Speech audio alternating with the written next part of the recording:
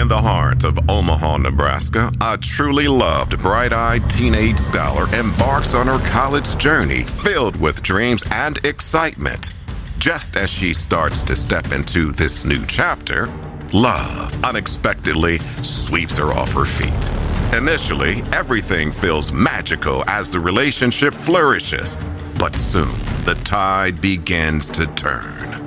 What could have gone wrong to transform a promising romance into a source of heartache? What happens when love becomes fatal? This is a Fatal Attraction podcast with grave consequences.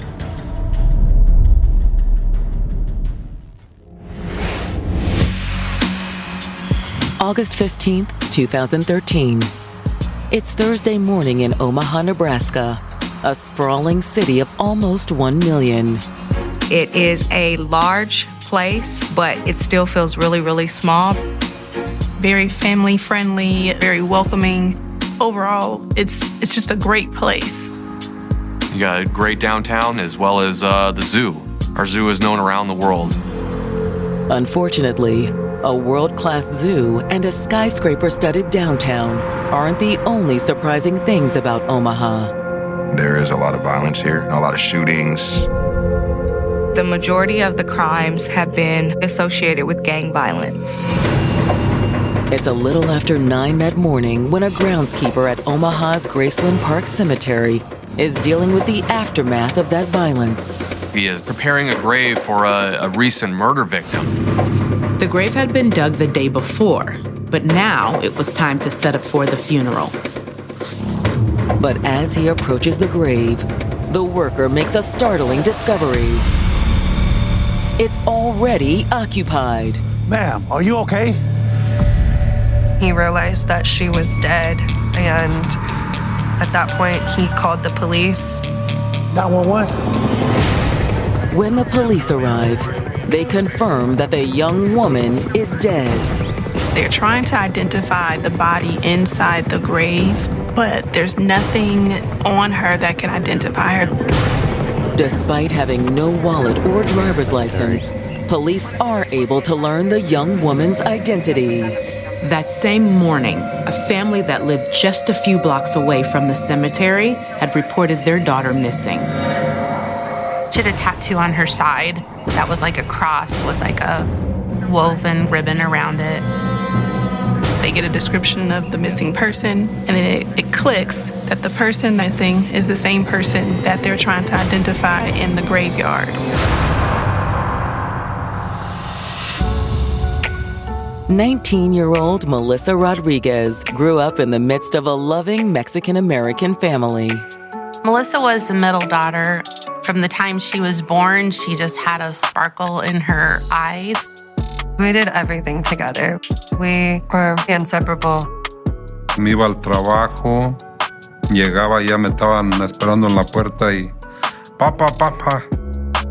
Melissa was a daddy's girl. She loved her dad. Melissa also loved school.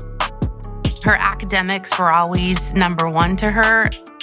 She was a hard worker. She always knew what she wanted. Melissa wanted to become a lawyer so she could help people who couldn't help themselves.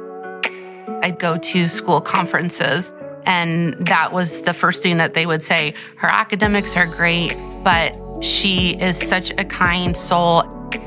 I think she had so much love that she wanted to spread it and give it to someone else. And few people needed love more than Melissa's high school boyfriend, Michael Lloyd. Michael had a pretty rough upbringing when he was younger. He didn't have the stable family and happy childhood that she did. He experienced a lot of trauma early on. His father was a victim of gang violence and was murdered when he was 1 year old. After that, he ended up moving towards the East Coast and out of Nebraska. Michael and his mom settled in North Carolina, but the trauma followed them there. It just kind of trickled down into his regular everyday life. He was really looking for that love and attention, but Michael and his mom did not have the best relationship. He didn't get along with the men she dated. There was consistent issues there. Eventually, his mother had sent Michael back to Nebraska. Michael returned to Omaha when he was 16 years old to live with his grandmother. That was when Melissa Rodriguez came into his life. Michael and Melissa actually had a chance meeting after the basketball game in high school. She was on the dance team in high school. They would perform at all the basketball games. After basketball games, our high school had a hangout spot. We would all order tacos and just hang out in the parking lot. How long you been dancing? Since I was a little girl. You must be tired after all that. I remember Melissa telling me she met a guy who was funny, made her laugh. Soon, the young couple was inseparable. I was excited for her. I mean, seeing my older sister happy, that's all I kind of really wanted for her. Melissa was a very nurturing and caring person and wanted to help him better himself. She felt like she could try to help him to achieve some of those things that he didn't have. It was a good relationship. Michael seemed to always be there for Melissa. But would Melissa always be there for Michael? She had set goals. She had everything set up for college. Michael, on the other hand, didn't. Michael was trying to figure out what to do. Michael didn't have the drive to want greater things for himself. And by the summer of 2012, their relationship had run its course. Mike and Melissa's relationship was just a short high school fling because they were on different paths. She got to go to University of Nebraska-Lincoln, which is one of the top schools in the state. Michael goes back to North Carolina to rekindle his relationship with his mother. Settling into her new routine at college, it appeared that Melissa had moved on. Once they broke up, Melissa started to focus on her dreams and her aspirations. She was doing good in her classes. But now, just weeks away from the start of her sophomore year, police have identified Melissa's dead body at the bottom of an open grave. It just so happened that up the street, other officers had just taken a report from Melissa's family saying that she had gone missing. One thing that Melissa's family had said is that she had a tattoo that would help identify her, and that's when police knew who they had found. But how and why had she died? When homicide detectives arrive at the scene, they make a chilling discovery. Detectives realize that Melissa's underwear is missing. Was she sexually assaulted? We might have a sex crime here.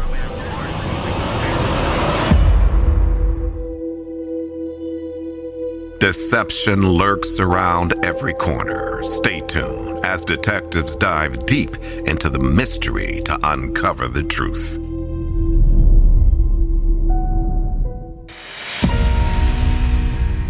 "19-year-old college sophomore Melissa Rodriguez was pursuing her dreams. Melissa had set herself up to live the life that she always dreamed of.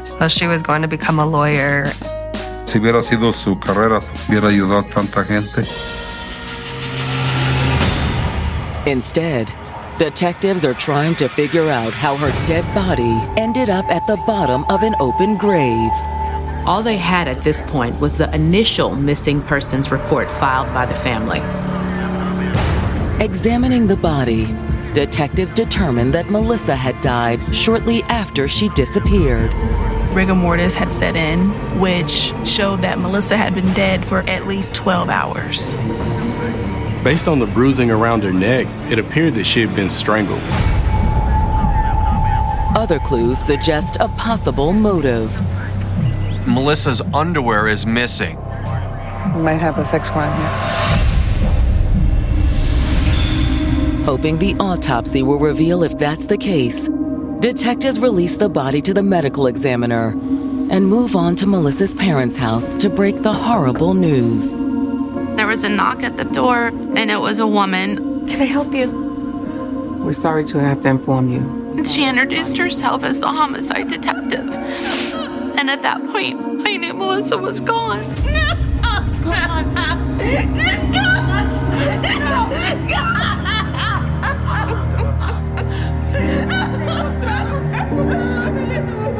Se me cayó el mundo a mí. Se me cerró el mundo en la cabeza. At that moment, nothing else mattered. We had lost our baby. Despite their grief, the Rodriguez family is able to tell detectives they can only think of one person capable of killing Melissa.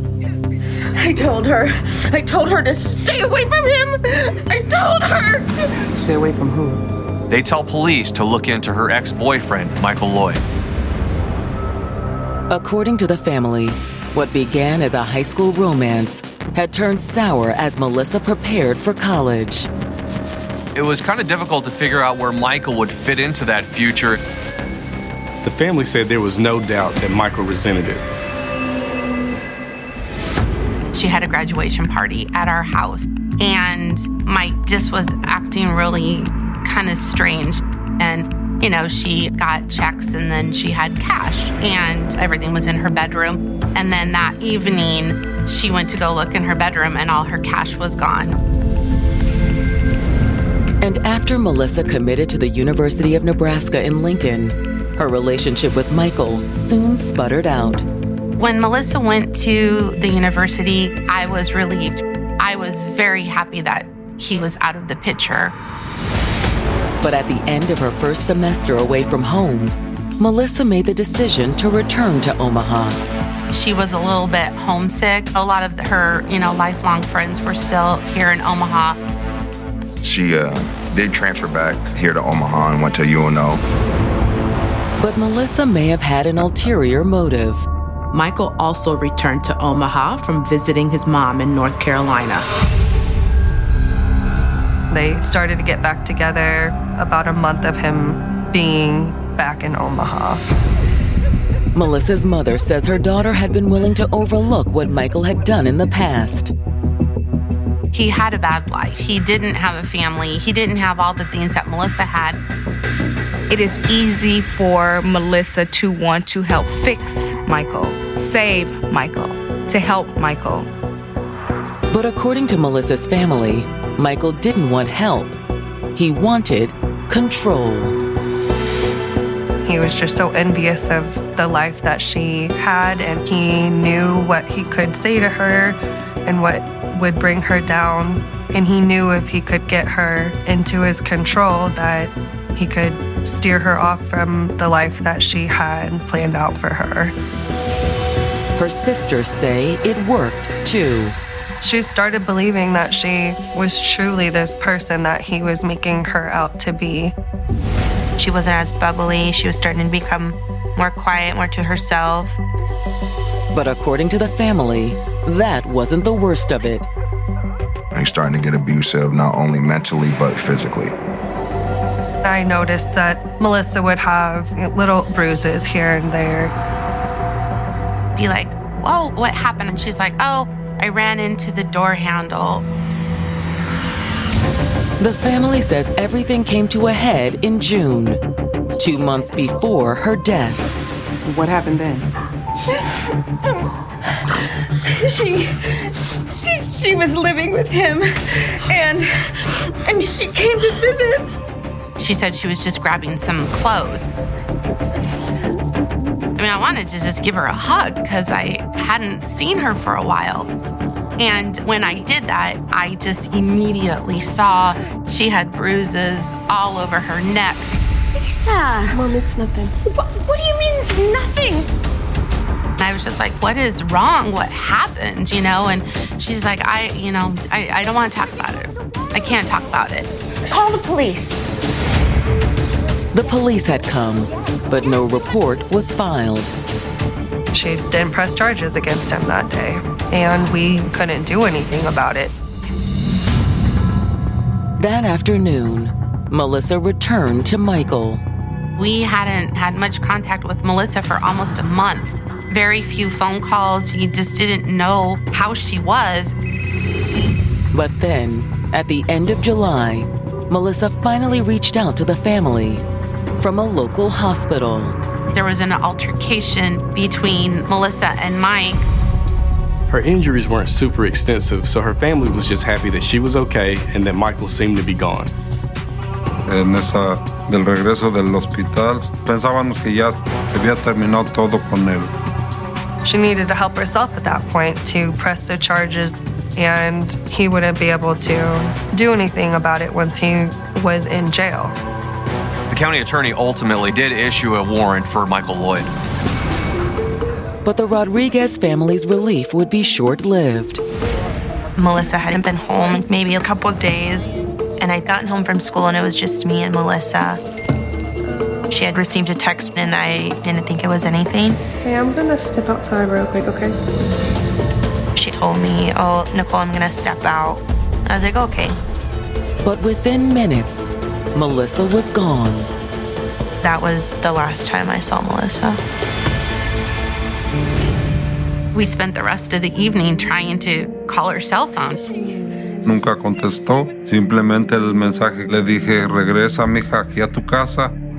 And now that they know Melissa is dead, the family has no doubt who did it. I was thinking Mike got a hold of her.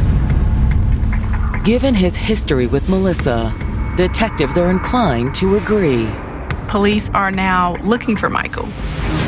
But their search will lead them to a surprising discovery. Michael was in the mental health facility. Police actually placed him under protective custody before she was murdered. Stay with us as we continue with more of the Fatal Attraction Podcast.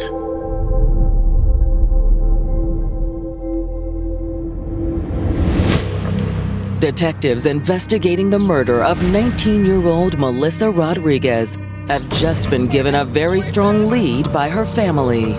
The family was sure that Melissa's abusive ex-boyfriend, Michael Lloyd, was to blame for her death.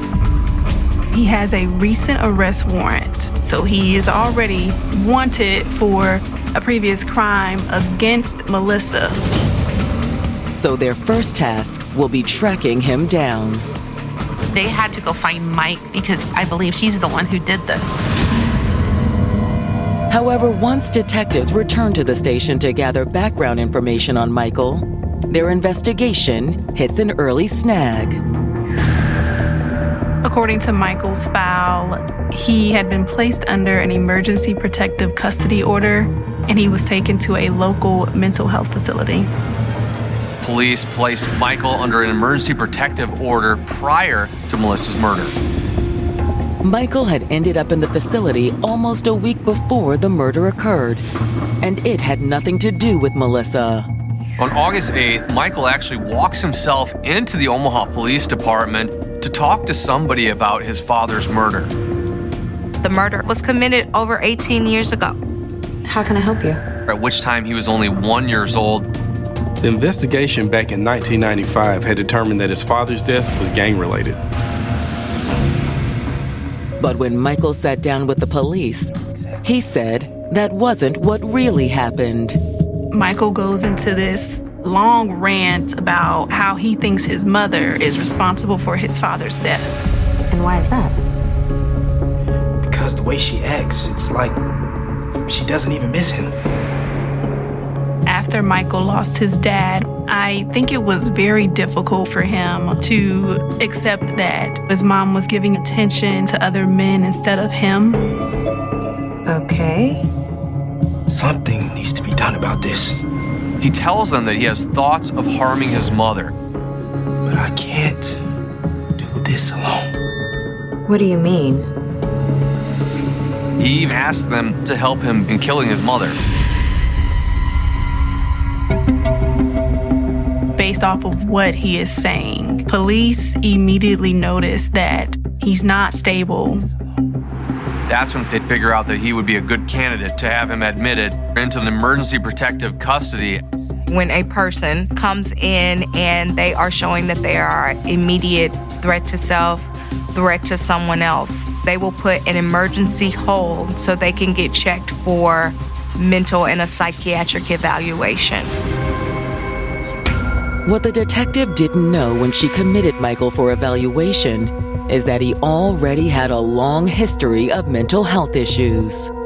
During his teenage years, Michael Lloyd had been diagnosed as a schizophrenic, bipolar, and dealing with ADHD.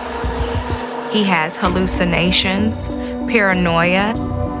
He was also diagnosed with oppositional defiance, and with that comes aggressiveness. Unable to deal with his outbursts, Michael's mother sent him back to Omaha. That opens the floodgate up for Michael's relationship with his mother. You left me. You created these issues. You're the reason why I'm like this. Michael ended up back in Omaha with his grandmother. She tried to understand him, she tried to support him, and she tried to get him all the help that she could. Had it been too late? After the incident that landed Melissa in the hospital, Michael was finally facing charges.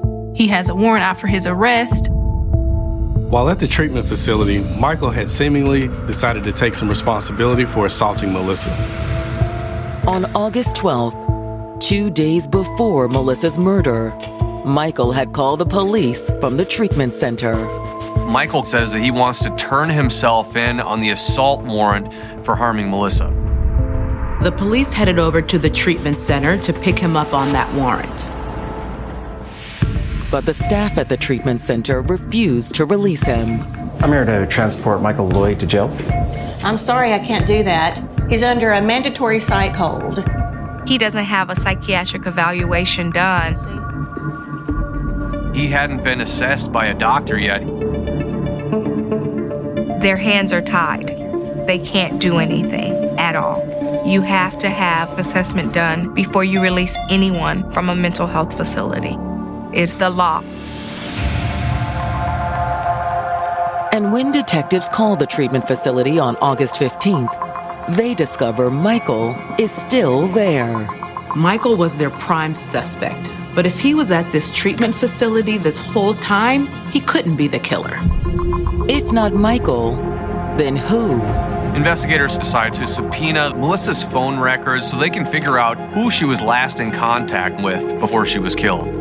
The text message she received before leaving the house could have been from the killer.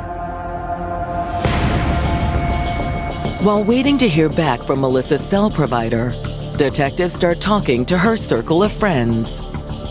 She had a lot of relationships and close friends with a lot of the kids that she went to school with. Several of them also suggested that detectives should look at Michael. However, Michael's name isn't the only one that comes up. Is there anyone else that you can think of? Gordon, maybe? Melissa's friend said that Gordon was someone she met during spring semester who asked her out several times. And she wasn't interested? I don't know. I mean, not really. But she did try to let him down easy.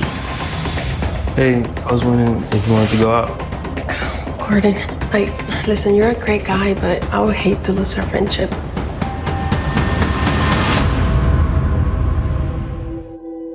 Stay tuned for more of the Fatal Attraction Podcast.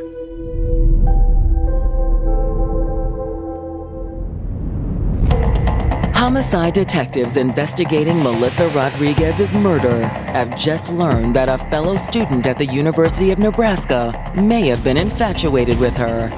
His name is Gordon Matthews. According to Melissa's friend, Gordon was also a first-year commuter student. We saw him in the student union all the time, studying by himself. The friend said he seemed like a bit of a loner. Until Melissa decided to do something about it. Hey, What's you up? mind if we sit here? Oh, no problem. Melissa was accepting of everybody. You know, whether you're a nerd, you know, gothics, whatever type of group that you're in, Melissa, she was very welcoming. She always liked to get to know different people from different backgrounds. Turns out Gordon's family had just relocated to Omaha, so he didn't really know many people. Melissa's friend says she tried to draw Gordon out of his shell. But Gordon was just a friend. That's what Melissa thought. Until halfway through spring semester, Gordon made his feelings clear. I was wondering if you wanted to go out. Gordon, you're so sweet, but... Melissa didn't come right out and say it, but Gordon had missed his chance. At that point, she was talking to Mike again. Can we still be friends? Sure. But according to Melissa's friend, things changed after that. He started avoiding her. You know, we never saw him in the student union. Do you know if he ever said anything about hurting her? If he did, she never told me about it. After talking to Melissa's friend, the detectives decide to take a closer look at Gordon Matthews. Melissa's rejection could have given him a motive. Although when detectives bring Gordon in for questioning, he appears very distraught about her death. He vehemently denied having anything to do with the murder. I would never hurt Melissa. Maybe it was that guy she used to go out with. She told you about him? Not much. But he sounds scary though. To detectives, Gordon seems awfully quick to point the finger at someone else. Thing is, Gordon, Michael couldn't have done this. What do you mean? The detectives didn't give Gordon any details, but they told him that Michael had an alibi. The question now is, does Gordon have one? Where were you Wednesday evening? Working. I took the dinner shift that night. Gordon said he had a summer job at a restaurant washing dishes downtown. When the detectives follow up with the restaurant management, they confirm that Gordon was at work the night Melissa died. But it's not an airtight alibi. Yes. Do you know what time he clocked in? According to his time card, Gordon clocked in 15 minutes late and almost 45 minutes after Melissa left her house prior to the murder. You think that gives him enough time for opportunity? I don't know. He's still got to stash her in the grave and get downtown. It's tight, but it can be done. The detectives were hoping that Melissa's phone records would reveal whether or not Gordon was their killer. Or could it be someone else? Not long after confirming Gordon's alibi, another detective with the Omaha PD walks into the squad room. Clear the Rodriguez case yet? No. This detective wasn't actually assigned to the case, but she was one of the investigators who'd spoken to Michael 6 days prior to Melissa's murder. Something needs to be done about this. He had been placed under an emergency protective custody order. I thought the boyfriend had an assault warrant. It wasn't him. They explained that Michael was still at the mental health treatment facility when the murder occurred. That's not what he told me. When? Wednesday. He called and he said he was out. On Wednesday? Wednesday the 14th was the day Melissa was murdered.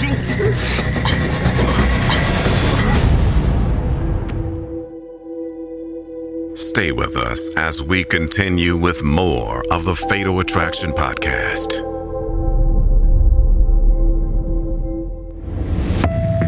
Detectives investigating Melissa Rodriguez's murder have new information that may blow the lid off her boyfriend, Michael Lloyd's alibi.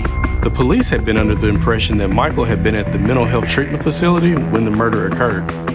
Michael had been held in emergency protective custody.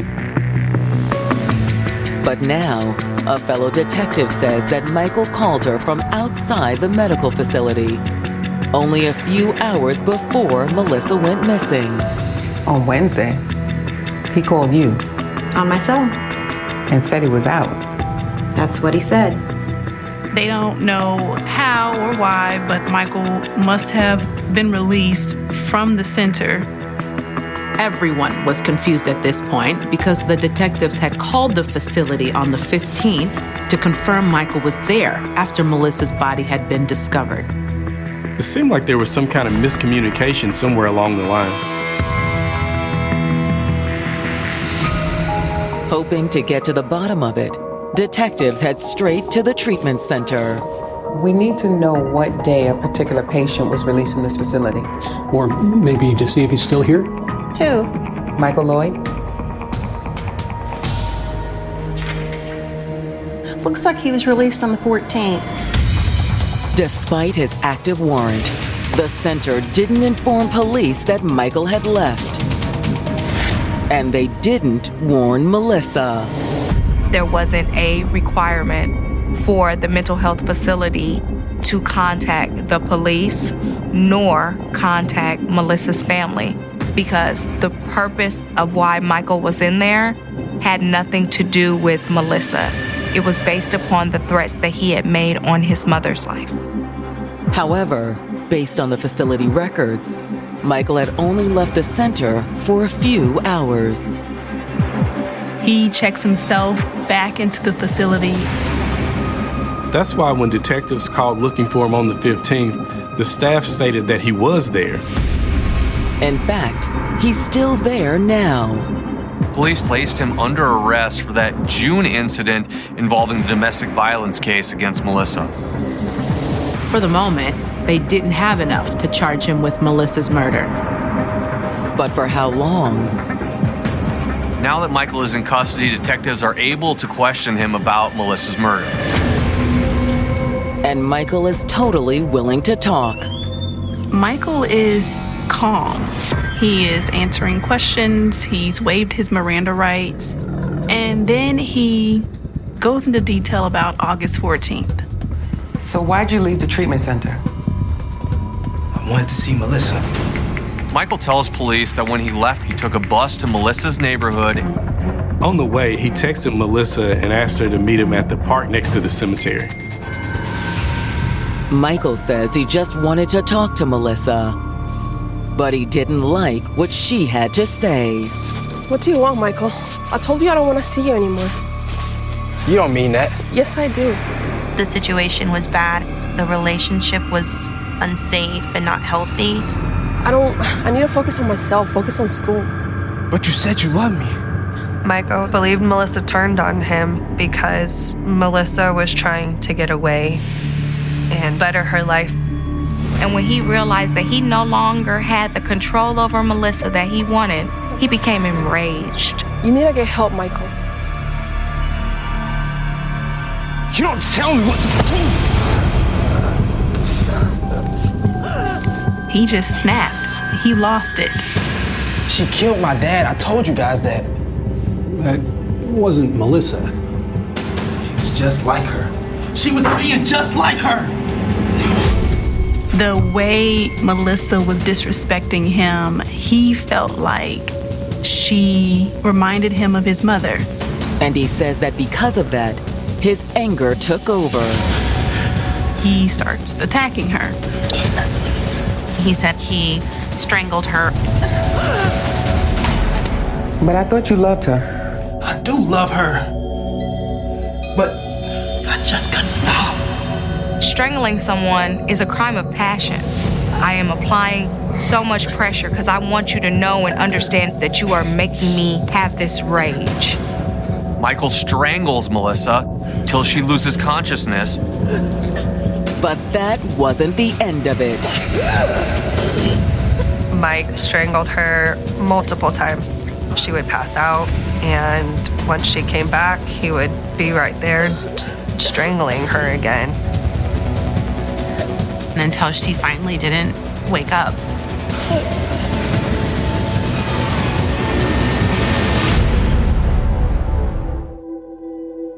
Stay tuned for more of the Fatal Attraction Podcast.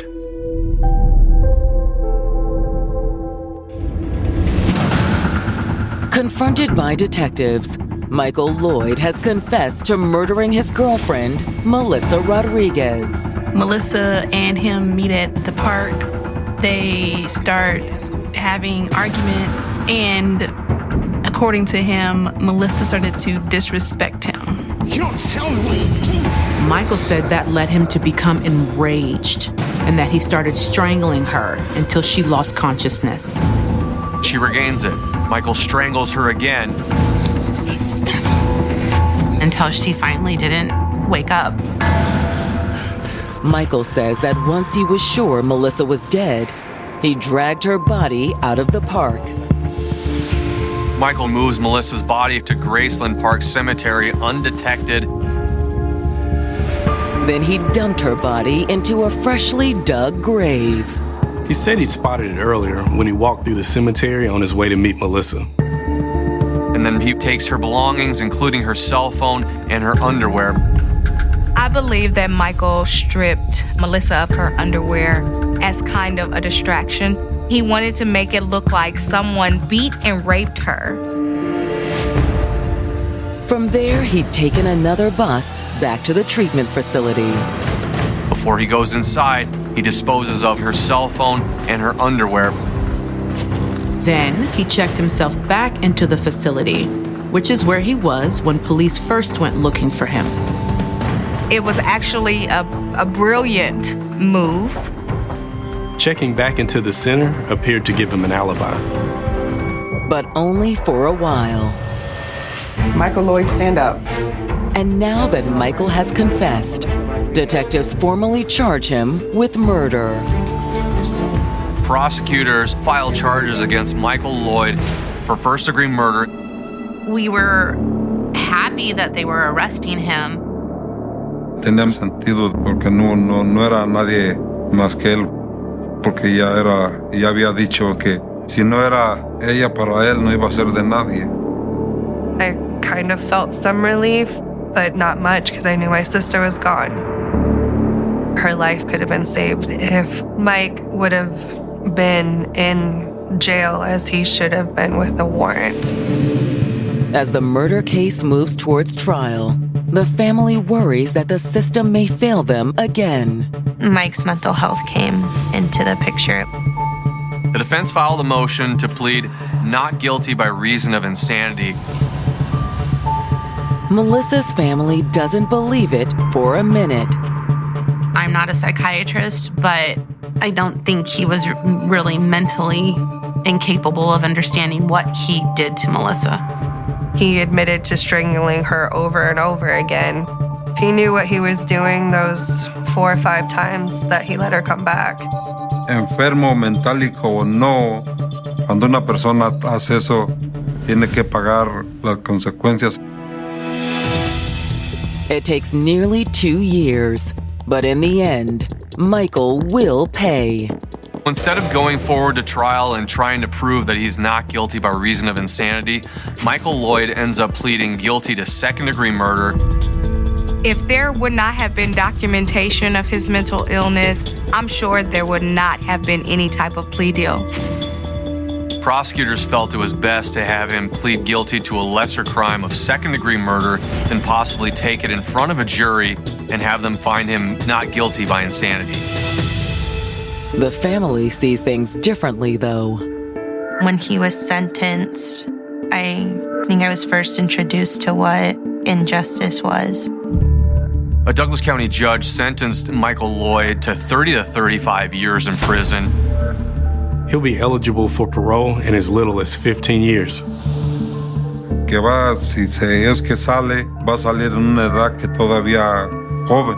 ¿Para qué? Para que vaya a hacer otra de sus cosas a otra familia. Nos dieron otro jodazo a nosotros en esa sentencia.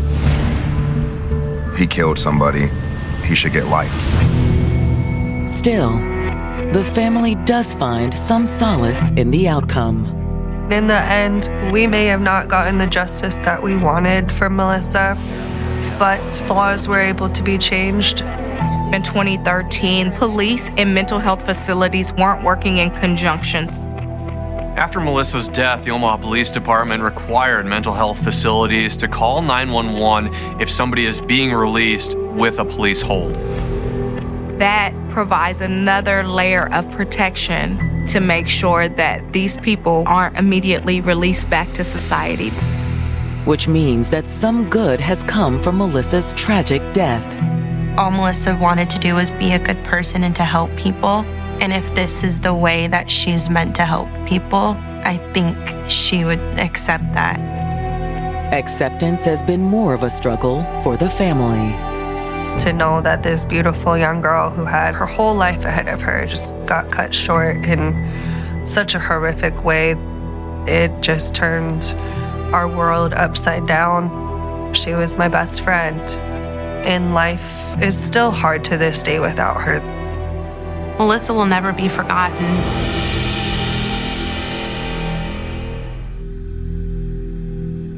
Love, in all its forms, whether fresh or seasoned, can sometimes captivate us, while at other times it may lead us down perilous paths when it becomes unrecognizable, resulting in heartbreak and tragedy.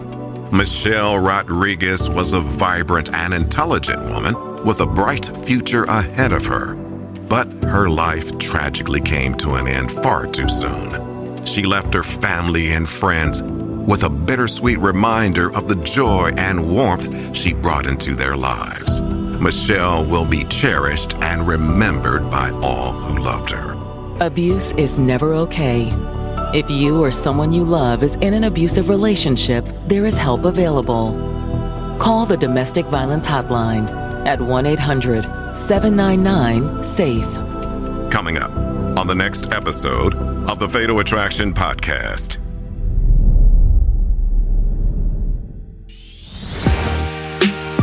She was a young mom forging her own path. She had her own goals and ambitions.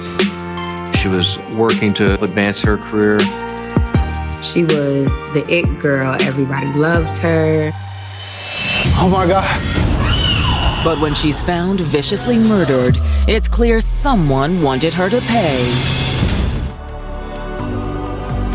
Just when a spirited and determined young mom is juggling her studies and work in pursuit of a brighter future, an unexpected love interest suddenly knocks on her door, bringing the past into her present.